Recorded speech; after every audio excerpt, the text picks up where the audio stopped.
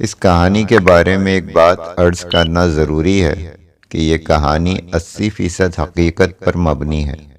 اس کے کچھ کردار اب بھی حیات ہیں اور کسی نہ کسی انداز میں بہرحال جی رہے ہیں۔ اس میں آپ کو وہ سب کچھ ملے گا جو آپ چاہتے ہیں۔ چنار گڑھ کے جس پراسرار قلعے کے گرد یہ کہانی گھومتی ہے وہ آج بھی اپنی جگہ قائم ہے۔ ننکا اس قدر خبیث اور شیطانی قوتوں کا مالک تھا کہ چنار گڑھ کے بزرگ آج بھی اس کا نام سن کر لرز جاتے ہیں۔ آئیے چلتے ہیں کہانی کے اگلے حصے کی طرف۔ خاصی دیر تک وہ پھونک پھونک کر قدم اٹھاتے رہے۔ گرمی اور حبس کی شدت نے دونوں کو سر سے پاؤں تک پسینے میں شرابور کر رکھا تھا۔ ان کا درمیانی فاصلہ 1 فٹ سے زیادہ نہیں تھا۔ دونوں کے پاس شکاری ٹارچ موجود تھیں، لیکن اب وہ اس کا استعمال نہیں کر رہے تھے۔ پھر اگلا شخص اچانک لڑکھڑا گیا۔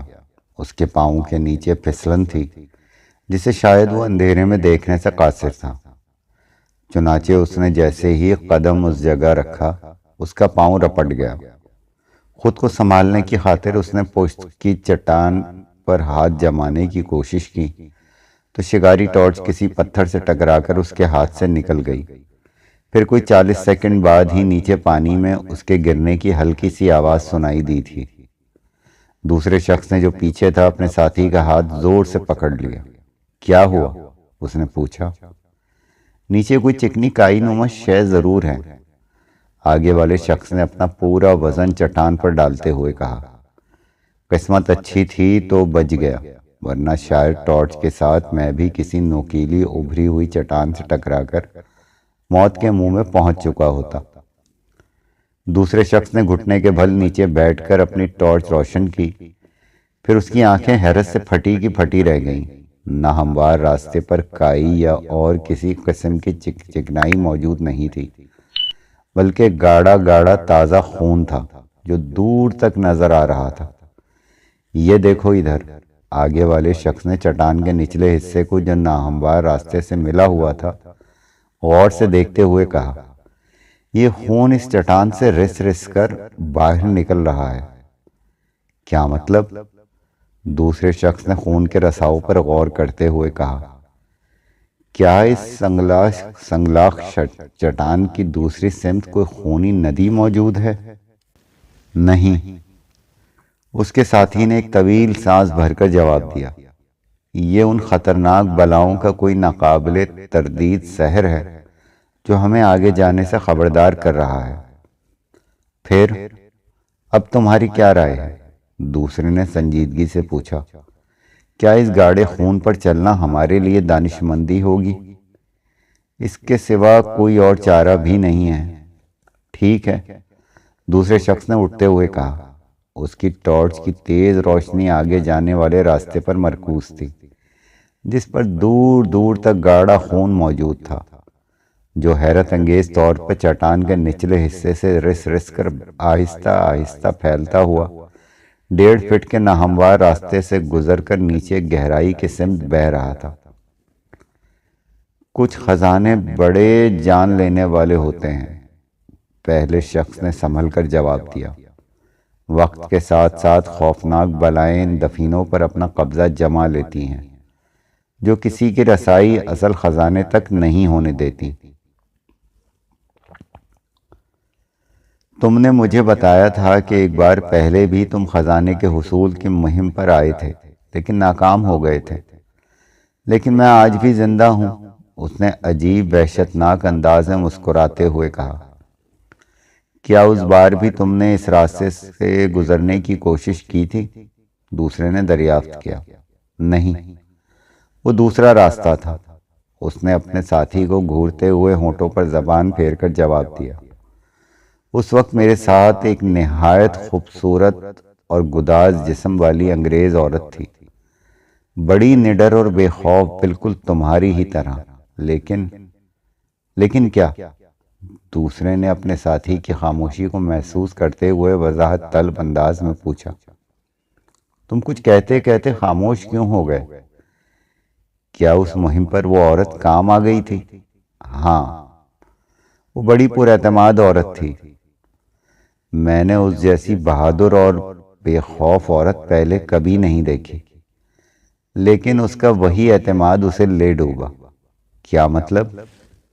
مطلب بہت صاف ہے۔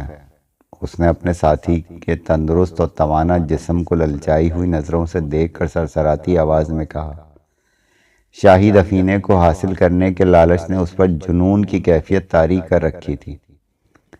اس نے میری معلومات سے فائدہ اٹھانے کی خاطر فوراً ہی میرے ساتھ خزانے کی مہم کو سر کرنے کی حامی بھر لی تھی۔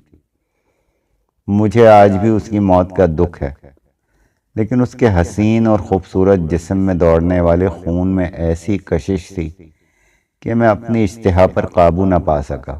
اور تم، وہ دوسرے شخص کے ذہن میں خوفناک بجلیاں گونجنے لگیں۔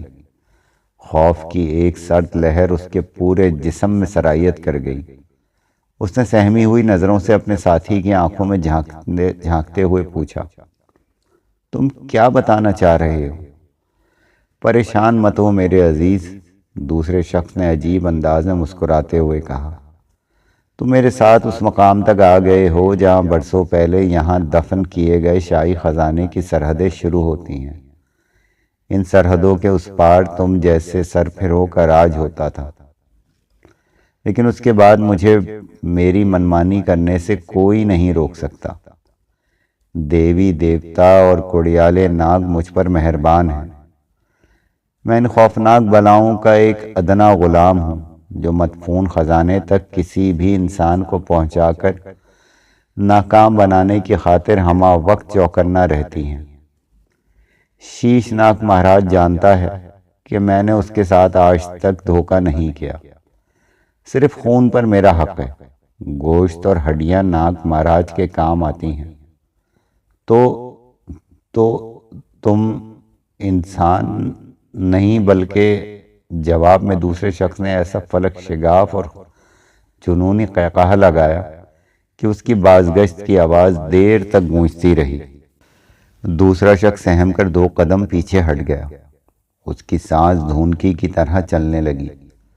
اسے علم ہو گیا تھا کہ جس شخص پر اس نے خزانے کے حصول کی خاطر اعتماد کیا تھا وہ کوئی انسان نہیں، عفریت تھا جو نہ جانے کتنے عرصے سے سرفرے بے گناہ مرد و عورتوں کا خون پی کر اپنے گندے اور ناپاک وجود کو دوام بخش رہا تھا۔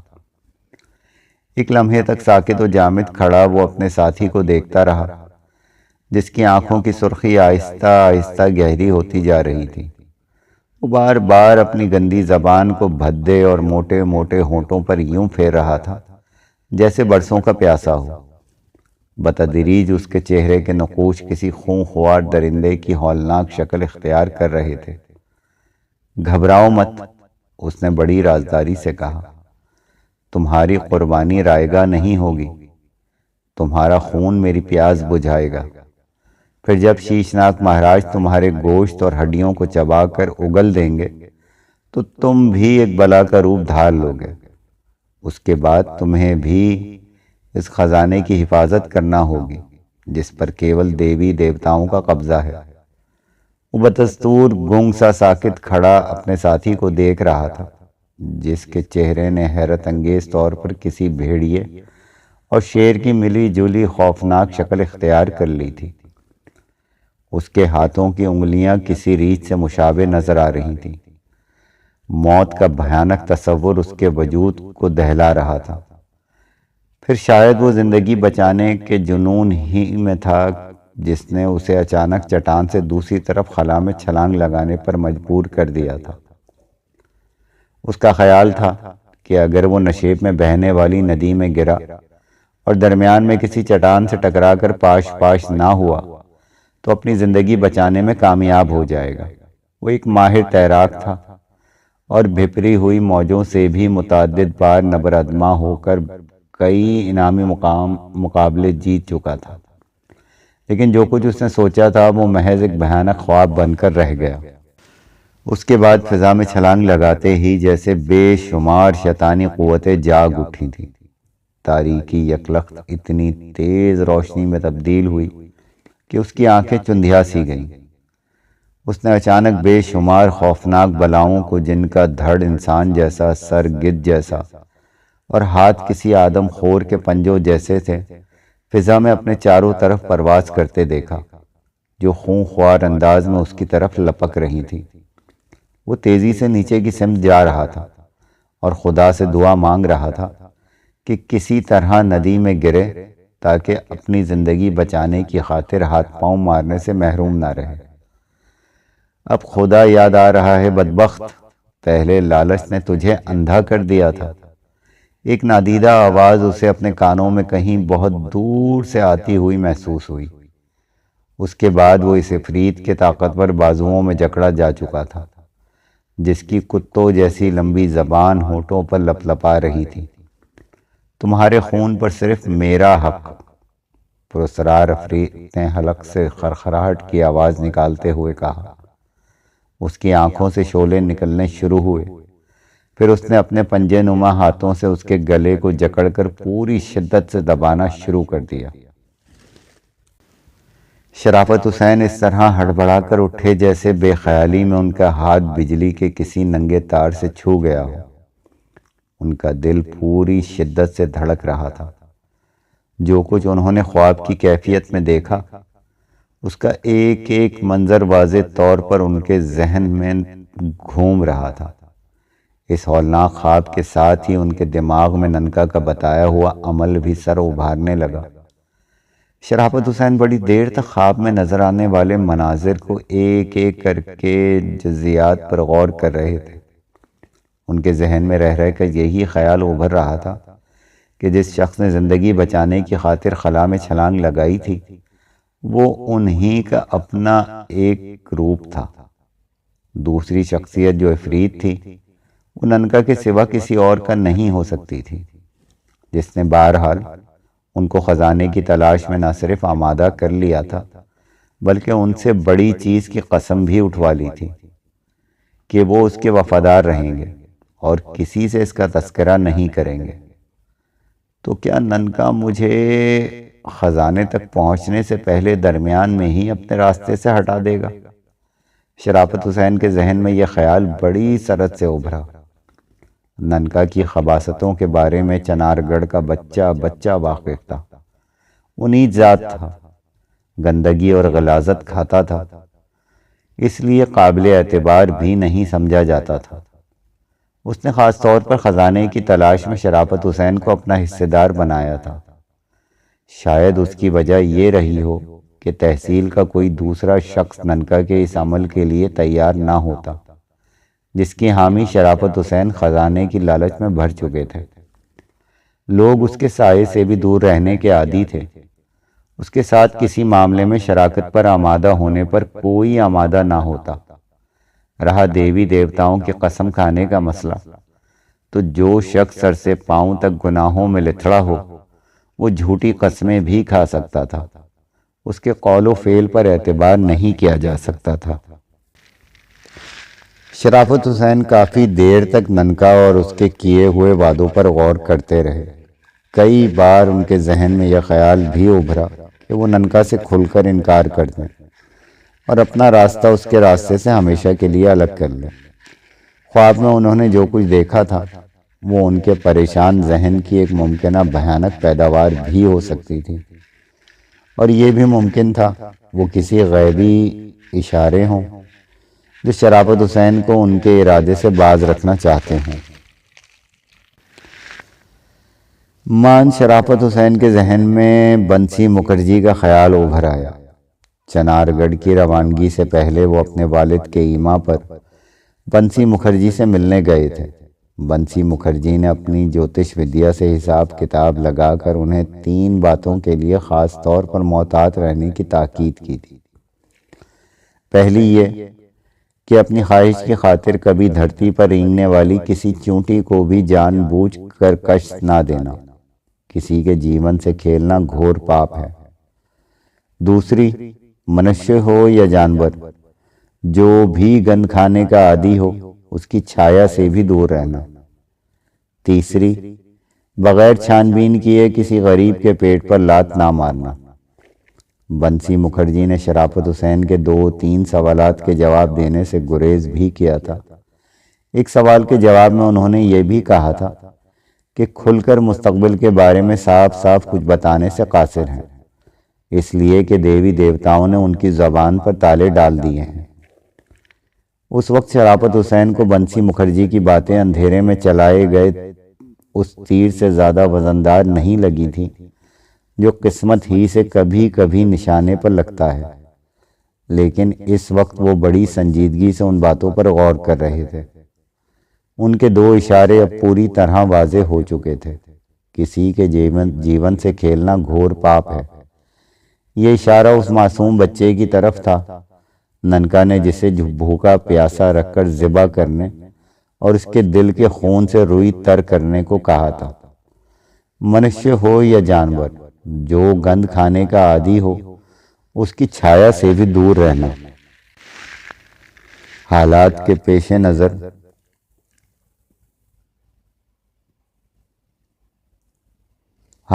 پیش نظر یہ اشارے 100% ننکا کی پراسرار شخصیت کی طرف تھا، جو سفلی کا ماہر تھا۔ تیسرا اشارہ ابھی تک واضح نہیں ہوا تھا، لیکن صرف 2 اشارے ہی کافی تھے۔ شرافت حسین بہت دیر تک خواب کی بھیانک جزیات اور بنسی مکھرجی کی پیشن گوئی کے بارے میں غور کرتے رہے۔ پھر انہوں نے طے کر لیا کہ وہ اگلی ہی ملاقات میں ننکا سے قطع تعلق کر لیں گے۔ وقتی طور پر یہ ایک حتمی فیصلہ کر لینے کے بعد شرافت حسین نے اٹھ کر غسل کیا، لباس تبدیل کیا، پھر ناشتے سے فراغت پا کر ڈرائنگ روم میں آ کر اخبار کا مطالعے میں مصروف ہو گئے۔ بظاہر وہ اخبار کی سرخیوں میں محو نظر آ رہے تھے، لیکن ان کے ذہن میں ننکا کا تصور کلبلا رہا تھا۔ اس شاہی خزانے کا خیال بھی بار بار سر ابھار رہا تھا، جس کے حصول کی خاطر انہوں نے ننکا سے دوستی نبھانے کا وعدہ کیا تھا۔ دفتر کا وقت ہوا تو وہ تیار ہو کر اس کمرے میں آ گئے جو کوٹھی ہی کا ایک حصہ تھا۔ ذہن الجھا ہوا تھا اور قوت فیصلہ متزلزل ہو تو انسان پوری یکسوئی سے اپنے فرائض منصبی انجام دینے کے قابل نہیں رہتا۔ یہی کیفیت شرافت حسین کی تھی۔ انہوں نے 2-1 فائل الٹ پلٹ کر دیکھی، پھر عاصم بیگ کو بلا کر ان کے ساتھ ضروری دفتری معاملات پر تبادلہ خیالات کرنے لگے۔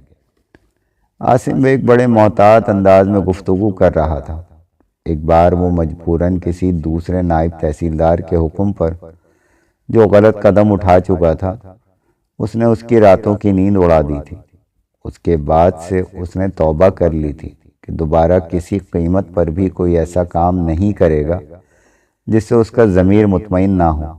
یوں بھی وہ ایک محنتی اور دیانت دار شخص تھا، عملے میں سب سے پرانا اور تجربے کار، اس لیے تحصیل کے تمام دفتری معاملات پر پوری طرح دسترس بھی رکھتا تھا۔ مسٹر عاصم، شرافت حسین نے ایک فائل کو ڈسکس کرنے کے بعد کچھ سوچ کر کہا، کیا آپ کو اس بات کا علم ہے کہ ننکا ایک بار مجھ سے گھر پر ملاقات کر چکا ہے؟ جی ہاں، عاصم بیگ نے بہت سنبھل کر جواب دیا۔ خادم بتا رہا تھا کہ وہ کسی جائیداد کے کاغذات لے کر آیا تھا۔ وہ کاغذات جعلی تھے، اس لیے میں نے اسے بھگا دیا تھا، شرافت حسین نے ٹھوس لہجے میں کہا۔ خادم نے 1 ہفتے کی چھٹی کی درخواست دی ہے، عاصم بیگ نے بات کاٹ کر بات کا رخ بدلنے کی خاطر کہا۔ جو آپ حکم دیں، اس کی رخصت منظور کر لیں، شرافت حسین نے لاپرواہی سے جواب دیا۔ ٹھیک ہے، میں خادم کی جگہ دفتر کے کسی مناسب و ذمہ دار چپڑاسی کو عارضی طور پر آپ کی خدمت پر نہیں، اس کی ضرورت نہیں، شرافت حسین نے تیزی سے کہا۔ سنو، بیگم صاحبہ کے ساتھ پستو الہ آباد گیا ہوا ہے، کل یا پرسوں تک واپس آ جائے گا۔ میرے لیے کوئی اور حکم؟ آپ سے ایک بہت ضروری اور اہم بات معلوم کرنی ہے، لیکن اس شرط پر کہ آپ اس کا ذکر کسی اور سے نہیں کریں گے، شرافت حسین نے کچھ سوچ کر مدھم آواز میں کہا۔ چنار گڑھ کی تعیناتی کے بعد جو رائے آپ کے بارے میں قائم کی ہے وہ بہت اچھی ہے۔ مجھے امید ہے آپ نے بھی میرے بارے میں تھوڑا بہت اندازہ ضرور لگایا ہوگا، خاص طور پر اس بات کا کہ میں پیٹ کا ہلکا نہیں ہوں۔ جو بات میرے اور آپ کے درمیان ہوگی اس کا علم کسی اور کو نہیں ہوگا، نہ ہونا چاہیے۔ آپ میری کارکردگی سے مطمئن ہیں اور آپ کی ذرہ نوازی ہے۔ عاصم بیگ نے شکریہ ادا کرتے ہوئے کہا، پھر بڑے اعتماد سے بولا، آپ مجھ پر اعتماد کر سکتے ہیں، میں ہمیشہ آپ کے معیار پر پورا اترنے کی کوشش کروں گا۔ میرے چارج لینے سے بیشتر دفتر کی ایک اہم فائل گم ہو گئی تھی۔ فی الوقت اس کی اہمیت نہیں ہے، لیکن اگر اس جائیداد کے بارے میں کوئی سوال ہوا تو اچانک اس کی ضرورت پڑ بھی سکتی ہے۔ عاصم بیگ کے دل کی دھڑکنیں یکلخت تیز ہو گئیں۔ جو تلوار کے اس وار کے خطرے کی صورت منڈلا رہی تھی، شاید اب اس کی رسی ٹوٹنے کا وقت آ گیا ہے۔ اگر چاہتا تو بڑی خوبصورتی سے گمشدہ فائل کے بارے میں اپنی لا علمی کا اظہار بھی کر سکتا تھا۔ اپنے وسیع تجربے کی روشنی میں شرافت حسین کو مطمئن کرنے کی خاطر وہ مفروضے پیش کر کے گلو خلاصی کر سکتا تھا، لیکن وہ یہ بھی بخوبی جانتا تھا کہ اس نے ایک سچ کو چھپانے کی خاطر کسی جھوٹ کا سہارا لیا تو پھر اس جھوٹ کو نبھانے کی خاطر اسے کئی بہانے اور بھی تراشنے پڑیں گے۔ لیکن اس نے فوری طور پر مناسب سمجھا کہ جو بات سچ ہے اس کا اقرار کر لیا جائے اور وہ تفصیل بیان کی جائے جس کی وجہ سے اسے مجبوراً وہ فائل ایک سابقہ نائب تحصیلدار کے جبری زور کے پیش نظر غائب کرنی پڑی تھی۔ لیکن پیشتر اس کے کہ وہ شرافت حسین کے سامنے اپنی غلطی کا اعتراف کرتا، فون کی گھنٹی بجی اور شرافت حسین نے ہاتھ بڑھا کر فون اٹھا لیا۔ میں حسنہ بول رہی ہوں، سب خیریت تو ہے؟ شرافت حسین نے بیوی کی آواز سن کر دریافت کیا۔ تمہاری امی کیسی ہیں؟ ان کی طبیعت ٹھیک نہیں ہے، ڈاکٹروں نے اسپتال میں داخل ہونے کا مشورہ دیا ہے۔ حسنہ بیگم نے گلوگیر آواز میں کہا، مجھے یہاں کچھ دنوں رکنا پڑے گا، بشرطیہ یہ کہ آپ اجازت دیں۔ اس میں اجازت کی کیا ضرورت ہے؟ شرافت حسین نے سنجیدگی سے کہا، آپ بالکل پریشان نہ ہوں، ہو سکتا ہے کل تک میں بھی آ جاؤں۔ شرافت حسین نے بیوی سے بات کرنے کے بعد اپنے گھر فون کیا تو ان کے والد نے بھی حسنہ بیگم کی ماں کی بیماری اور خراب حالت کی تصدیق کی اور یہ مشورہ بھی دیا کہ وہ بھی ایک دو دن کے لیے الہ آباد آ جائیں تو مناسب ہوگا۔ باپ سے بات کرنے کے بعد شرافت حسین نے فون کا ریسیور رکھا تو عاصم بیگ سے پوچھا، کیا بیگم صاحبہ کی والدہ کی طبیعت خدا نخواستہ کچھ زیادہ بگڑ گئی ہے؟ جی ہاں، مجھے بھی ایک دو روز کے لیے جانا پڑے گا۔ آپ فکر نہ کریں، میں آپ کی روانگی کا بندوبست کرا دوں گا۔ میرے جانے کے بعد دفتر کی ساری ذمہ داری آپ ہی کو سنبھالنی پڑے گی۔ کوئی اہم ضرورت محسوس ہو تو آپ مجھ سے فون پر رابطہ قائم کر سکتے ہیں۔ شرافت حسین نے سنجیدگی سے کہا، آپ دفتر کی طرف سے بالکل پریشان نہ ہوں، میں شکایت کا کوئی موقع نہیں دوں گا۔ پھر شرافت حسین نے اس روز پہلی ٹرین سے جانے کا ارادہ ظاہر کیا تو عاصم بیگ نے روانگی کا بندوبست کرنے کی خاطر اٹھ گیا۔ دفتر سے نکلتے وقت انہوں نے دل ہی دل میں اطمینان کا طویل سانس لیا۔ گمشدہ فائل کا مسئلہ ان کی قسمت سے ایک بار پھر ٹل گیا تھا۔ بابا رحیم سے ملاقات کرنے کے بعد ہنری کے دل سے ننکا کا خوف کسی حد تک کم ضرور ہو گیا تھا، لیکن ہنری اس بات کو آزمانا چاہتا تھا کہ وہ بابا رحیم کے کہنے کے مطابق کس حد تک ننکا کی خباثتوں سے محفوظ رہ سکے گا۔ آزمائشی امتحان کے لیے بھی ہنری نے مارٹینا ہی کا انتخاب کیا۔ وہ ایک تیر سے دو شکار کرنا چاہتا تھا۔ ایک طرف ننکا کو یہ بارور کرانا مقصود تھا کہ اب اس کا گندا علم ہنری کے سلسلے میں مؤثر ثابت نہیں ہوگا، دوسری طرف اسے مارٹینا کی سرزنش بھی کرنی تھی جو ننکا کی شے پا کر ہاتھ سے نکلی جا رہی تھی۔ اس کی حد سے تجاوز کرتی ہوئی بیراہ روی ہنری کے وقار کے لیے خطرہ بنتی جا رہی تھی۔ ہنری ایک عورت کے لیے اپنے رعب و دبدبے کو قربان نہیں کر سکتا تھا۔ اس کے لیے عورتوں کی کوئی کمی نہیں تھی۔ اس وقت رات کے 11:30 کا عمل تھا جب ہنری نے اچانک اپنی ذاتی کوٹھی کے احاطے میں قدم رکھا۔ چوکیدار خلاف توقع ہنری کی آمد سے بوکھلا گیا۔ میم صاحب کہاں ہیں؟ ہنری نے چوکیدار کی بوکھلاہٹ محسوس کرتے ہوئے درست لہجے میں دریافت کیا۔ وہ اندر اپنے کمرے میں ہیں۔ انگریز چوکیدار نے خود پر قابو پانے کی کوشش کی۔ کب آئی تھیں یہاں؟ 2 گھنٹے پیشتر۔ اس کے ساتھ اور کون ہیں؟ ہنری نے بدستور بگڑے ہوئے تیور کا مظاہرہ کیا۔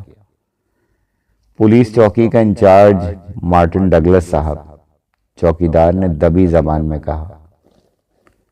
ہنری مارٹن ڈگلس کے نام سن کر تلملا اٹھا۔ ننکا کے مقابلے میں ڈگلس انگریز ضرور تھا، لیکن اس کا ایک ادنا ماتحت تھا۔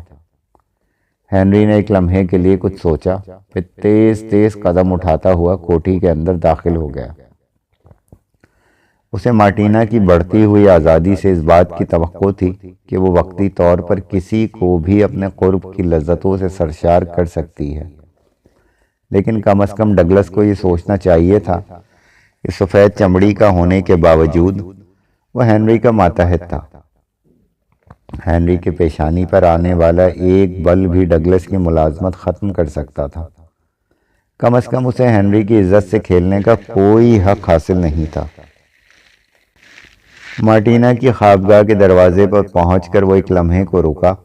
اس کے ذہن میں یہ خیال بڑی سرعت سے ابھرا کہ اگر وہ ڈگلس کے خوبصورت اور حسین بیوی کے ساتھ رنگ رلیاں منا سکتا ہے تو مارٹینا کو بھی یہ حق حاصل تھا کہ وہ ڈگلس کو داد عیش دے۔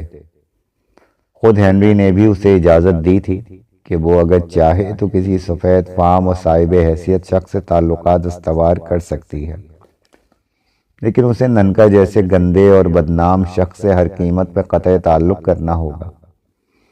ہنری نے خود کو اس بات پر آمادہ کرنے کی کوشش کی کہ وہ خاموشی سے الٹے قدموں واپس لوٹ جائے، لیکن اقتدار اور طاقت کا نشہ اس کے ارادے پر غالب آ گیا۔ اس نے بند دروازے کو نفرت اور حقارت بھری نظروں سے دیکھا، پھر ہاتھ اٹھا کر اس پر دستک دینے لگا۔ اس نے طے کر لیا تھا کہ وہ ڈگلس سے کسی قسم کا جھگڑا یا فساد نہیں کرے گا، لیکن اسے اتنا ذلیل اور خوفزدہ ضرور کر دے گا کہ دوبارہ وہ مارٹینا کے سائے سے بھی پناہ مانگنے پر مجبور ہو جائے۔ کون ہے؟ ہنری نے تیسری بار دستک دینے پر اندر سے مارٹینا کی آواز سنائی دی۔ ہنری، اس نے خود کو قابو میں رکھتے ہوئے جواب دیا۔ میں تم سے ملنے آیا ہوں۔ جواب میں کسی کے قدموں کی آواز سنائی دی جو دروازے کے قریب آ کر رک گئی، پھر دروازے کے بولٹ کھول دیے گئے۔ ہنری نے مارٹینا کو غور سے دیکھا جو ہاتھ میں جام لیے اس کے سامنے کھڑی تھی۔ اس کے جسم پر جو ریشمی اور باریک ڈریسنگ گاؤن تھا وہ اس کی سطر پوشی کے لیے قطعی ناکافی تھا۔ وہ اس وقت سر تاپا نشے میں چور نظر آ رہی تھی۔ تم نے کیوں زحمت کی ڈیئر؟ مارٹینا نے لاپرواہی سے کہا۔ میں نے باہر تک آنے کا وعدہ کیا تھا۔ میں ادھر سے گزر رہا تھا، سوچا تمہیں بھی ساتھ لیتا چلوں۔ ہنری نے بہانہ تراشا۔ ڈگلس کے نظر آنے سے پیشتر وہ خود کو قابو میں رکھنا چاہتا تھا۔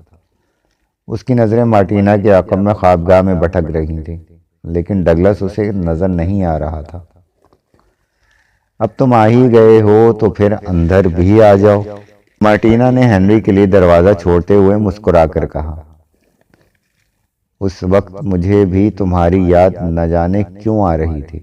اس کے آخری جملے میں گہرا طنز تھا۔ ہنری اس کی تلخی کو محسوس کرتے ہوئے تلملا اٹھا۔ کیا تم یہاں اکیلے شغل کر رہی ہو؟ اس نے خون کا گھونٹ پی کر سوال کیا اور قدم اٹھاتا ہوا اندر داخل ہو گیا۔ پورا کمرہ اب اس کی نگاہوں میں تھا۔ بستر پر نظر آنے والی شکنیں ہنری کے شبے اور چوکیدار کے بیان کی تصدیق کر رہی تھیں۔ لیکن مارٹن ڈگلس خوابگاہ میں موجود نہیں تھا۔ تمہارے مخبروں نے کیا اطلاع دی تھی؟ مارٹینا نے گلاس میں شراب کا ایک گھونٹ پیتے ہوئے اس سے پوچھا۔ تم غالباً یہاں مارٹن ڈگلس کے ساتھ آئی تھی؟ ہاں، مارٹینا نے مسکرا کر جواب دیا۔ مجھے اس سے کچھ ضروری باتیں کرنی تھی، مثلاً یہ کہ میں چاہتی ہوں کہ اس کوٹھی کی نگرانی اور سخت کرا دی جائے تاکہ کسی کو پہلے سے اجازت لیے بغیر یہاں قدم رکھنے کی جرات نہ ہو سکے۔ تم نے مجھ سے ذکر کیا ہوتا تو میں براہ راست کسی اعلیٰ افسر سے… تمہارے پاس فرصت ہی ذرا کم ہوتی ہے۔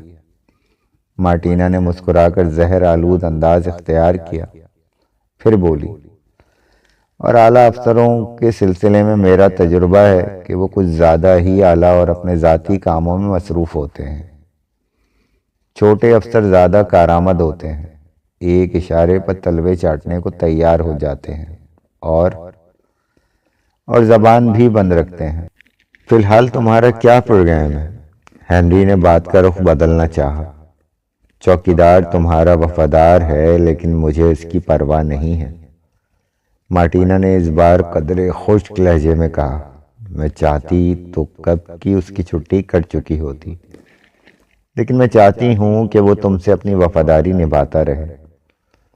تم نے اس وقت کچھ زیادہ پی رکھی ہے، ہنری نے مارٹینا کے جملے کی تلخی کو محسوس کرتے ہوئے سپاٹ آواز میں کہا۔ چوکیدار نے تمہیں بتایا ہوگا کہ مارٹن ڈگلس پچھلے 2 گھنٹے سے میری خوابگاہ میں میرے ساتھ ہے۔